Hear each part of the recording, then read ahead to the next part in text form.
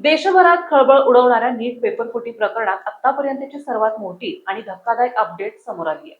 सीबीआयने थेट पालकांवरच हात टाकला असून पुण्यातून एक नामांकित डॉक्टरला बेड्या ठोकल्या आहेत. धक्कादायक बाब म्हणजे या डॉक्टरने स्वतःच्याच मुलासाठी कोट्यवधी रुपये मोजून पेपर खरेदी केल्याचा गंभीर आरोप आहे.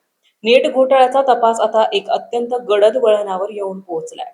सीबीआयने लातूरमधील प्रसिद्ध बालरोग तज्ञ डॉक्टर मनोज शिरुरे याला काल रात्री उशिरा अटक केली आहे. नीट पेपरफुटी प्रकरण समोर आल्यापासून एखाद्या विद्यार्थ्याच्या पालकाला अटक होण्याची ही देशातील पहिलीच वेळ आहे. सीबीआयच्या टीमने मंगळवारपासूनच डॉक्टर शिरोरे यांची कसून चौकशी सुरू केली होती. आता सर्वात मोठा प्रश्न हा आहे की या डॉक्टरचे धागेदोरे कुठे कुठे जोडलेले आहेत.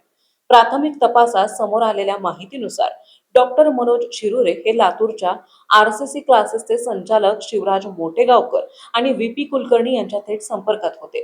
सीबीआयने जेव्हा संशयितांच्या मोबाईलची तपासणी केली तेव्हा त्यांना थेट प्रश्नपत्रिका आणि अत्यंत संशयास्पद डेटा आढळून आला.